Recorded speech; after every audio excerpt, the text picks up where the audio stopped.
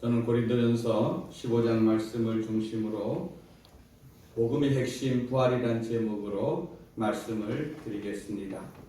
제가 꼭 한 달 전인 9월 20일에 이 아버지 장례식을 마치고 이 고린도전서 15장 말씀을 통하여서 부활에 대해서 여러분에게 전한 것을 여러분 기억하고 계십니까? 우리 목사님만 기억하고 계시네요. 벌써 다 깨끗하게 잊어버렸습니까? 여러분, 부활에 대한 이 복음은 자꾸 들어도 새겨도 너무나 귀한 말씀입니다. 이 부활 신앙은 너무나 소중한 것입니다. 왜냐하면은 우리 기독교 신앙의 가장 중요한 핵심적인 요소 중에 하나가 부활 신앙입니다. 그리고 부활 신앙이라는 것은 그냥 이론적인 것이 아니라 이것은 실제적인 것입니다. 제가 그저께 저희 아버지를 정선에 있는 하늘공원이라는 곳에 낙골 땅에 모셨습니다. 그래서 거기에 다녀왔는데 제가 일부러 찾아간 것이 아니고 제가 정선에 볼 일이 있어 갔다가 들렸습니다. 단풍이 한 달 전에 비해서 얼마나 곱게 내렸는지요. 그래서 거기 가서 이제 육체의 모든 수고를 다 끝내고 이제 한 줌의 재로 이제 남아 있는 이제 아버지 그 6월 밤에 이제 가서 이제 잠깐 뵙고 이제 왔죠.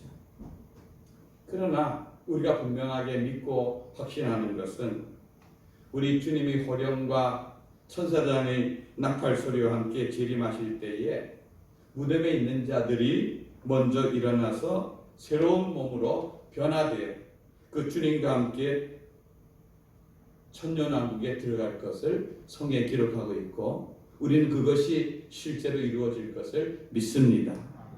데살로니가전서 4장 16절 17절 말씀 한번 읽어봅니다. 시작. 주께서 호령과 천사장의 소리와 하나님의 나팔 소리로 친히 하늘로부터 강림하시리니 그리도 안에서 죽은 자들이 먼저 일어나고 그 후에 우리 살아남은 자들도 그들과 함께 구름 속으로 끌려올려 공중에서 주를 영접하게 하시리니 그리하여 우리가 항상 주와 함께 있으리라. 아멘.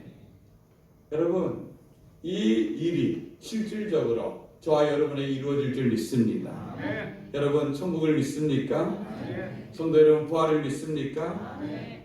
여러분, 우리를 죽음에서 다시 살리시는 우리 예수님, 우리 구주 예수를 믿습니까? 아멘. 우리가 부활 소망을 가질 수 있는 것도 예수님이 부활이 첫 열매가 되시고 우리 구주 되시기 때문인 줄 믿습니다. 아멘. 아버지가 돌아가시고 나서 여러 사람들을 만나면서 그 사람들이 저에게 아버지 보내서 얼마나 섭섭하시겠습니까?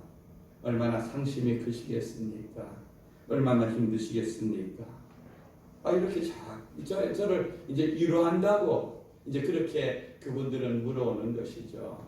그런데 솔직히 말씀드리면은 하나도 안 섭섭하고 하나도 안 서운하고 하나도 상심한 마음이 없고 하나도 힘든 게 없습니다. 서운하시도 묻는데 하나도 안 서운합니다. 이렇게 대답하기도 어렵고 힘드시도 이런데 하나도 안 힘듭니다. 이렇게 하면은 저 사람은 아버지가 돌아가셨는데도 전혀 감정의 변화가 없나? 이상한 사람처럼 취급할까봐 가만히 있지만 정말로 이상할 정도로 평안하고 담담한 것입니다. 한편으로는 내가 너무 무정한 사람이라서 이런가 하는 생각도 해봅니다. 그러나 곰곰이 생각해 볼수록 아버님 예수님 잘 믿다가 또 자녀들 효도받다가 천국에 가셨는데 또 나도 예수님 믿다가 얼마 안 있으면은 그 천국에 가서 그 아버지 다시 만날 것은 분명한 사실입니다. 무슨 영원한 이별을 한 것처럼 울고 불고 상심하고 서운하고 섭섭하고 이럴 필요가 있겠는가 하는 생각이 드는 것입니다. 이 부활신앙이라는 것은요, 죽음의 문제뿐 아니라 이 세상에서도, 이 세상의 삶도 소망과 평안을 주는 정말 기가 막힌 사실인 것을 저는 지금 체험하고 있는 것입니다. 여러분, 제가 정상입니까? 아니면 비정상입니까? 저도 잘 모르겠어요. 이게 정상인지 아니면 비정상인지. 날마다 울고 날마다 납골당에 가서 아버지 좀 더 살아계셔야 되는데 왜 돌아가셨어요? 이래야 되는 게 정상인지, 아니면 나처럼 소망을 가지고 평안하고 그 날을 기다리고 살아가는 게 정상인지 모르는데, 저는 예수님을 믿고 부활 소망을 갖는 사람은 다 저와 같아야 된다고 생각하는 것입니다. 왜냐하면은 이 부활이라는 것은 그냥 이론이 아니고, 부활이라는 것은 실제이고 우리에게 분명히 일어날 사실이기 때문에 그렇습니다. 우리가 믿는 이 복음이라는 것이 얼마나 엄청난 것인지를 오늘 말씀을 통해서 우리는 다시 살펴보기를 원합니다. 이 시간 믿음의 사람들은 아멘으로 더 이 믿음의 견고히 서는 시간들이 되길 바랍니다.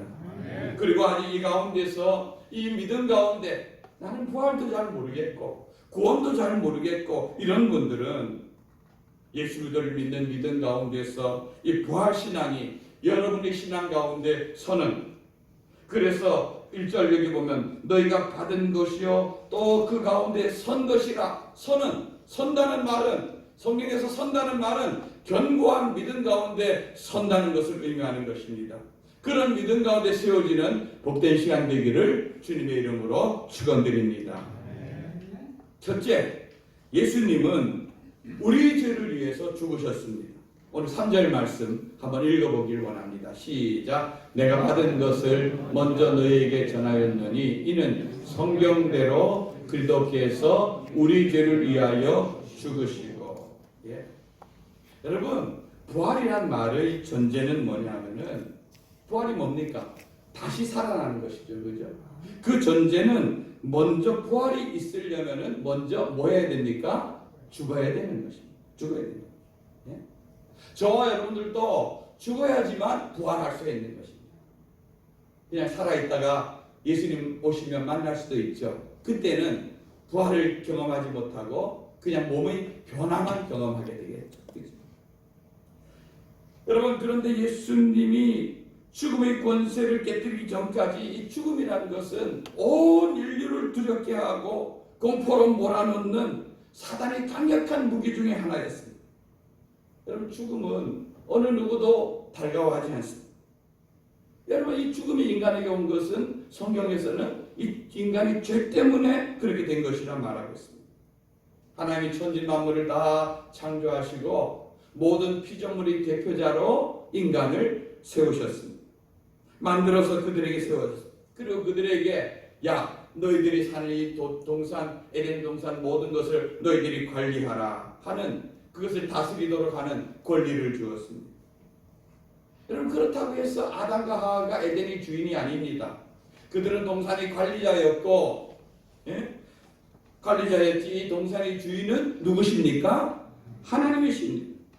그래서 하나님은 내가 이 동산의 주인인 것을 너희들이 잊지 말아야 된다. 그래서 동산 중앙에 선악을 알게 하는 그 나무 실과를 놓고 이걸 먹지 마라. 먹으면 반드시 죽는다. 이렇게 말씀하셨습니다. 여러분, 관리자는요, 주인이 허락하는 범위 안에서만 그는 자유를 누리며 사는 것입니다. 얼마든지 주변에 눈만 돌리면 다 먹을 수 있는 과일들이 있었습니다. 그런데 이 아담과 하와는 주인인 하나님의 말씀보다 사탄의 꾀임에 빠져서 사단의 말을 듣고 먹지 말라고 한, 하나님이 그만 그 선악을 알게 하는 과일을 다 먹었습니다. 그럼 그 결과 어떻게 됐습니까? 로마서 6장 23절 말씀 한번 읽어봅니다. 시작. 죄의 삭은 사망이요 하나님의 은사는 그리스도 예수 우리 주 안에 있는 영생입니다. 하나님이 선악을 하는 과일을 다 먹지 말라. 먹으면 반드시 죽는다 했는데 죄의 결과는 결국 어떻게 됐다고요? 죽게 되었다고 말하고 있습니다. 결국 죄로 말미암아 죽음이 우리 가운데 찾아왔습니다. 여러분, 사람이 죽어가고 죽는다는 것은, 죽음이라는 것은 그렇게 유쾌한 것이 아닙니다.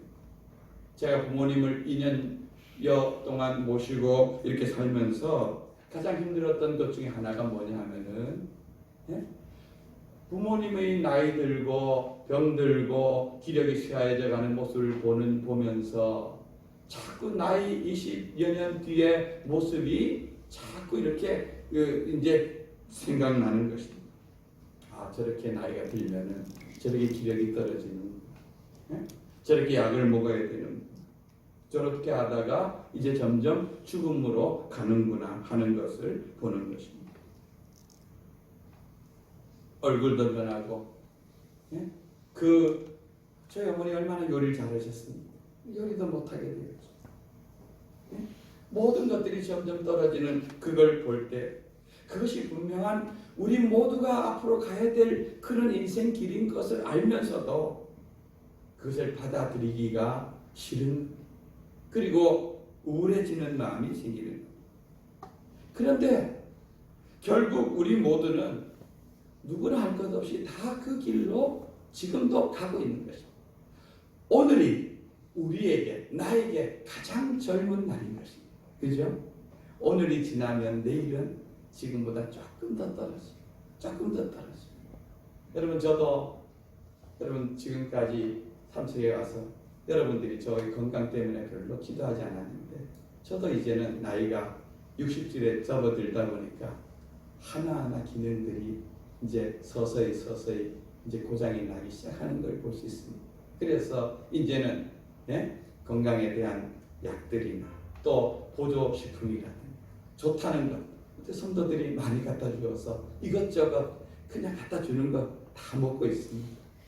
그래야지만 조금이라도 더 건강해서, 저는 그렇게 하는 거, 오래 살려는 것보다 내 건강 때문에 성도들에게 기도가 되고, 우리 성도님들이 우리 목사님 안 아파야 되는데 하나님 매일 그것 때문에 기도하면 안 되지 않습니까?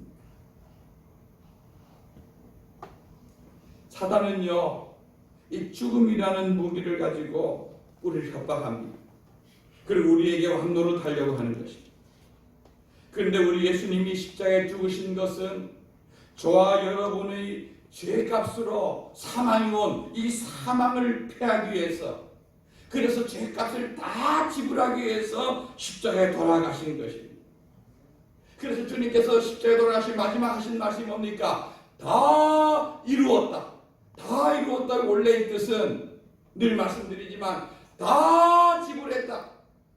내가 인류가 너희에게 지불해야 될 이 죄값, 사망의 값을 나의 죽음을 통하여서 다 지불했다.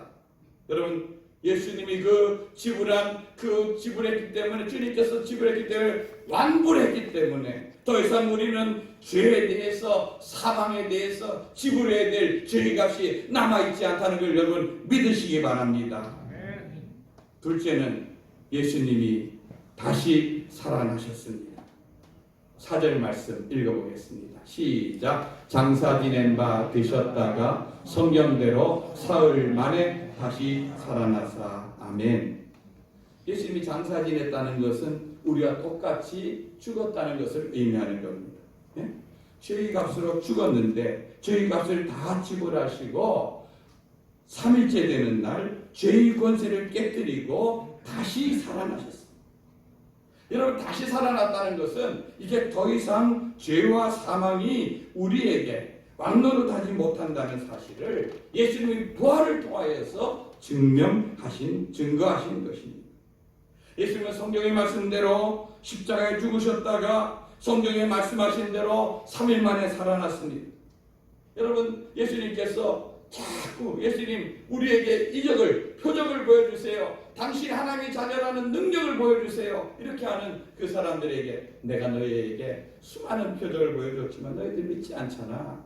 내가 정말 너희에게 보여줄 표적은 누구의 표적밖에 없다? 요나의 표적밖에 없다. 요나의 표적이 뭡니까? 요나가 하나님의 말씀에 불순종하여서 그가 가다가 그냥 물속에 들어가서, 큰 물고기 속에 들어가서 있다가 3일 만에 나온 사건이 있죠. 그것을 말씀하신 이유는 뭡니까? 나도 요나가 물고기 뱃속에 들어간 것처럼 무덤에, 요나는 그냥 살았다가 그냥 물속에 뱃속에 있다가 나왔지만 예수님은 무덤에 완전히 죽어서 장사 지냈다가 죽음의 것을 깨뜨리고 요나가 다시 육지로 나온 것처럼 살아날 것을 그들에게 말씀한 것입니다. 그러나 처음에 예수님의 제자들조차도 그 사실을 믿지 못했습니다. 그러면 그 대표적인 예가 엠마오로 내려가는 두 제자였어요. 성경에 보면 그들이 안식구 첫날, 안식구 첫날이 어떤 날입니까? 예수님이 무덤에서 부활하신 날입니다.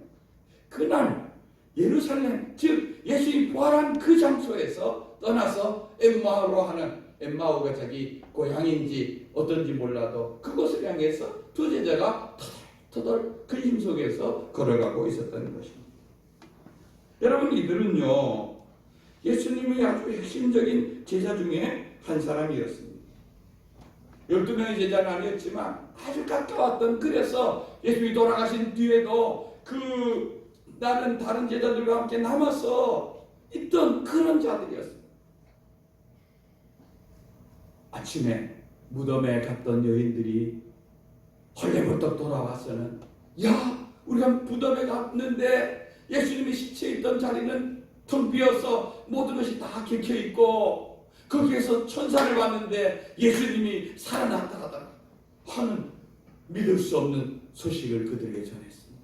베드로와 요한이 뛰어가서 보고 그 사실이, 그것이 그들이 본 것이, 그 무덤의 현상이 그들의 사실인 것을 알았습니다.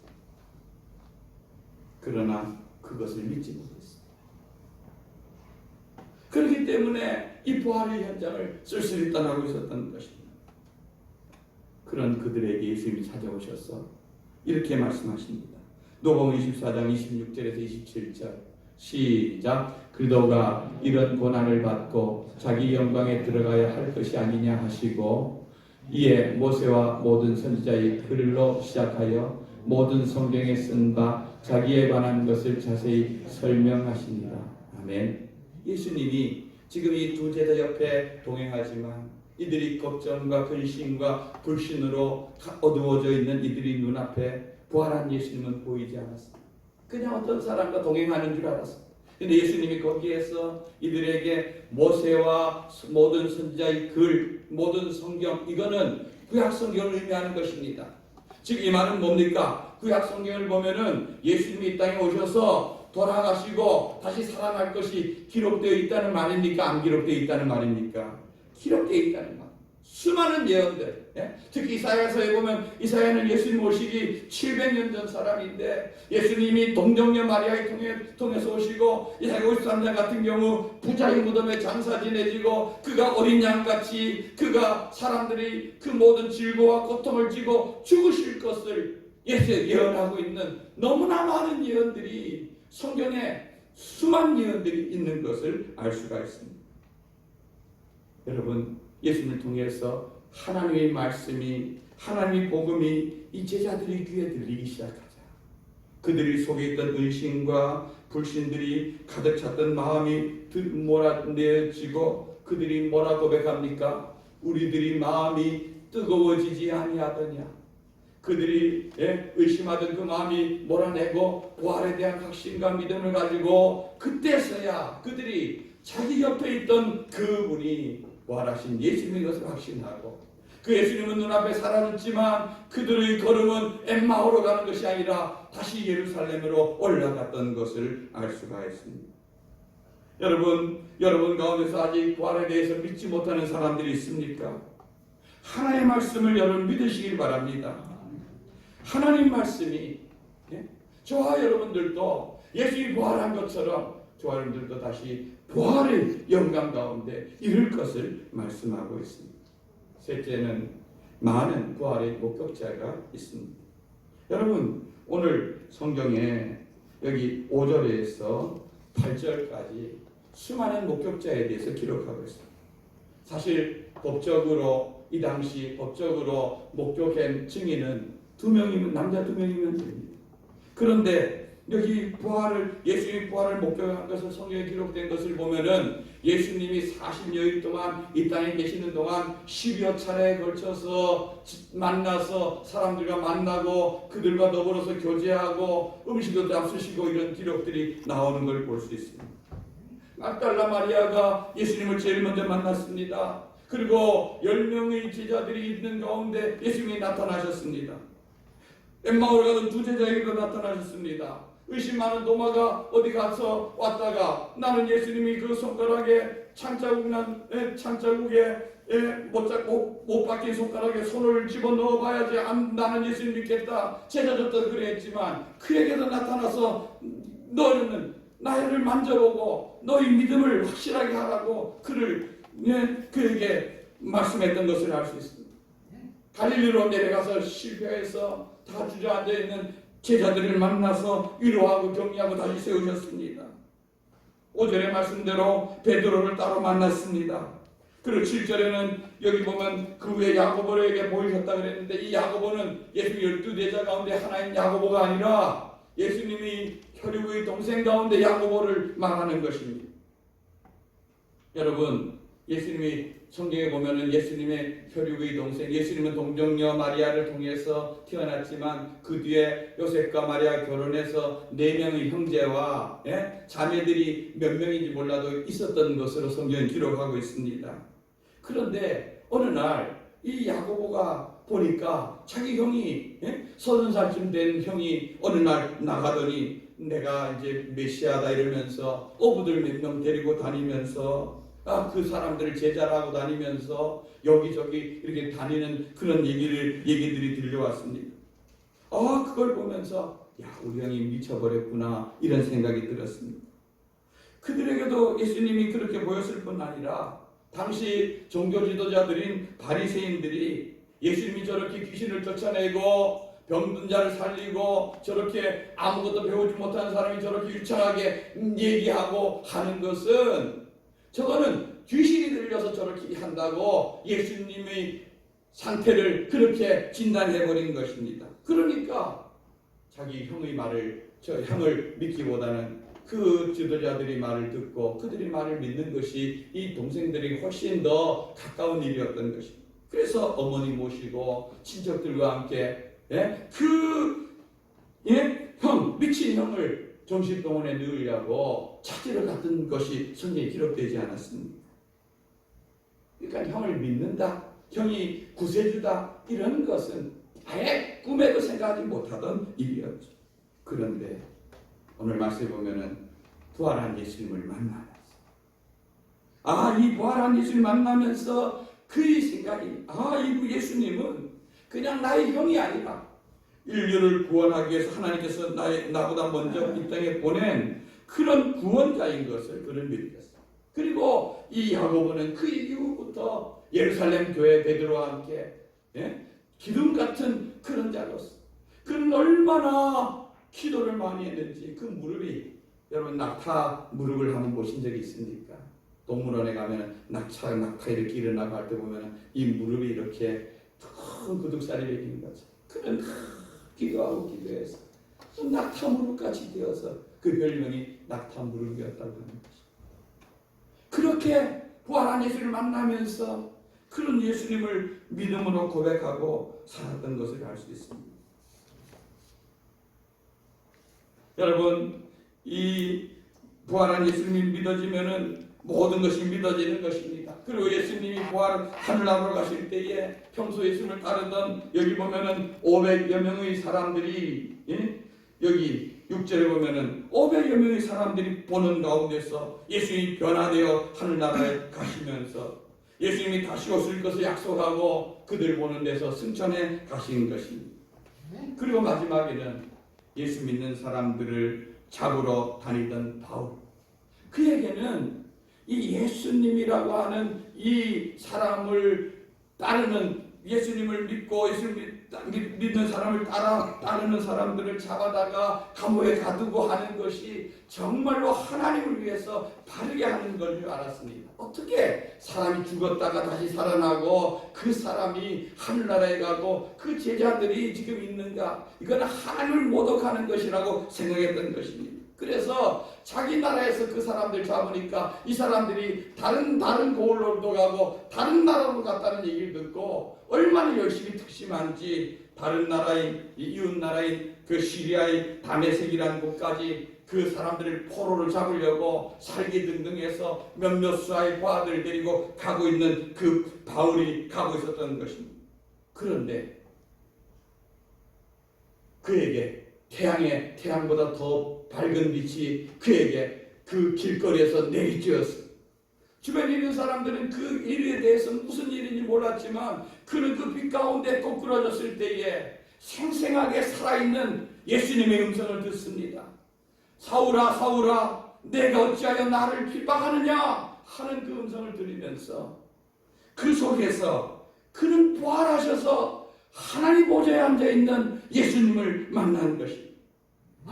예수님은 저 나사렛 괴수, 그냥 그 목수의 아들 그게 아니라 살아진 하나님의 아들로서 정말로 그가 말하고 그가 죽었다가 다시 살아나 지금 저 천국에 분명히 실체로 있구나 하는 것을 그는 확신하고 그 예수님을 만나면서 그 인생은 180도로 완전히 변했던 것입니다. 복음을 핍박하던 그 핍박자가 그 예수를 만난 이후에 복음의 전도자가 되었습니다. 여러분 그 일은요 그리 오래 걸리지 않았습니다. 무슨 신학을 공부하고 무슨 이런 게 한 것이 아니라 너무나 강렬한 부활하신 예수를 만난 그 다음 날부터 그는 자기가 예수님을 잡으러 갔던 그 다메섹 회당에 들어가서 예수님은 살아계신 하나님의 아들이십니다. 그분은 우리 구세주입니다. 하는 그것을 증거하기 시작했습니다. 유대인들이 볼 때 예수 믿는 사람들 잡아주기로 와서 환영하고 좋아하던 그가 예수님이 하나님의 아들이라고 증거하는 그를 보고 그때부터 그를 죽이려고 하지 않았습니다. 그때부터 그는 도망다니고 매맞고 감옥에 가고 하는 수많은 어려움들을 겪으면서 가는 곳마다 교회를 세우고 하나님 복음 전하고 생명 다해 죽을 때까지 그는 하나님 나라 복음을 위해 살았던 것을 알 수가 있는 것입니다. 여러분 이 예수님의 부활은 믿음으로 그 생명 안에 거하는 저와 여러분의 부활과도 연결되는 것입니다. 이 바울이 고린도에 가서 예수 그리스도의 부활을 증거할 때 고린도에 있는 사람들이 그 믿음으로 그것을 받아들인 사람들이 있었습니다. 2절 말씀 한번 읽어보겠습니다. 시작. 너희가 만일 내가 전한 그 말을 굳게 지키고 헛되이 믿지 아니하였으면 그로 말미암아 구원을 받으리라. 내가 전한 그 말이 뭡니까? 바울이 가서 고린도에 가서 무슨 말씀을 전했겠습니까? 바울은 고린도에 가기 전에 아테네에서는 어떻게든 인간의 지식으로 철학으로 그들을 하려 했지만 그걸 실패하고 고린도전서에서 뭐라고 배합니까? 내가 다시는 인간의 지혜로 나는 예수님을 전하지 않겠다. 나는 오직 피 묻은 예수의 복음, 예수 그리스도만 전하겠다. 그는 그곳에 가서 예수님이 우리 죄를 위해서 십자가에 죽으신 것과 그분이 부활하여 다시 살아나신 것을 그들에게 전했을 때 그 말을 뭐라고요? 굳게 지키고 헛되이 믿지 아니하면 바로 믿으면 그로 말미암아 뭐를 얻는다고요? 구원을 얻는다. 여러분 이 예수님이 죽으셨다 부활하신 이 부활신앙을 여러분 마음에 굳게 믿으면 확실히 믿으면 그 사람은 무엇을 얻는다고요? 구원을 받으리라 이렇게 말하고 있습니다. 받으리라는 말은요 현재형입니다. 현재 미래형이 아닙니다. 받을 것이라 천국 갈 것이다 이게 아니라 지금 받는다는 것입니다. 그래서 복음은 구원은요 예수를 믿으면 그 즉시 그는 받는 것입니다. 복음을 믿고 여러분의 부활신앙을 갖고 살면은 구원이란 것은 그냥 미래에 주시는 어떤 약속이 아니라 현재의 삶 속에서 누리며 살아가는 분명한 실체라는 것입니다. 미래는 당연한 것입니다. 죽어서 천국 가는 건 그건 그때 가봐야 하는 것이 아니라 당연한 것입니다.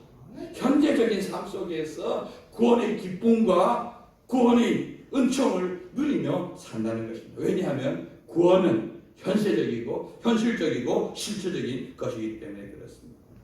말씀을 정리합니다. 여러분, 이 부활신앙은요 너무너무 중요한 것입니다. 여러분, 우리 기독교의 모든 것이 다 이 안에 있다고 해도 과언이 아닌 것입니다. 이것은 그냥 단순히 우리가 예수 믿고 죽어 천국 가는 것을 의미하지 않습니다. 이 땅에서 우리는 구원받은 자로서 살아가는 것입니다. 또 이 구원이라는 것이 천국 가는 것뿐 아니라 실질적으로 하나님의 은혜 가운데서 우리는 부활 생명을 누리면서 이 땅에서 살 수가 있는 것입니다. 요한복음 11장 25절 26절 말씀 한번 읽어봅니다. 시작. 예수께서 이르시되 나는 부활이요 생명이니 나를 믿는 자는 죽어도 살게 했고 무릇 살아서 나를 믿는 자는 영원히 죽지 아니하리니 이것을 내가 믿느냐. 여러분, 예수님은 동일한 질문을 저와 여러분에게 지금도 던지고 계십니다. 예수님이 부활이요 생명 되심을 여러분 믿습니까? 그 예수님 부활이요 생명 되신 예수를 믿으면은 우리는 죽어도 다시 살 것을, 부활할 것을 여러분 믿으시기 바랍니다. 그리고 살아서 예수를 믿는 자는 영원히 죽지 않는 것도 믿으시기 바랍니다. 물론 우리 육신은요 때가 되면 죽죠. 저희 아버지처럼 한중의 죄로, 한중의 죄로 아니면 흙으로 우리 돌아가 다시 부활할 그날을 기다리며 거기에 잠들어 있는 것입니다. 성경은 죽음이라 말하지 않고 성도의 죽음을 뭐라고 한다고요? 잠들어 있다. 잠들어 있다가 아침이 돼서 부모가 오면 깨우면 어떻게 합니까? 다시 일어나서 우리에게 주어진 직장과 삶의 자리로 가는 것처럼 예수님이 호령으로 천사장 나팔로 불면은 우리는 그 주님과 함께 천국에 들어갈 것입니다. 여러분, 이 부활의 생명 되신 예수님을 여러분 현재적인 삶 속에서 믿으시기 바랍니다. 그래서 여러분 삶 속에 있는 어떤 죽음과 우리를 공포로 이기로 몰아넣는 그런 모든 문제로부터 이 실질적인 부활을 체험하시고 경험하는 복된 성도들이 되시기를 주님의 이름으로 축원드립니다.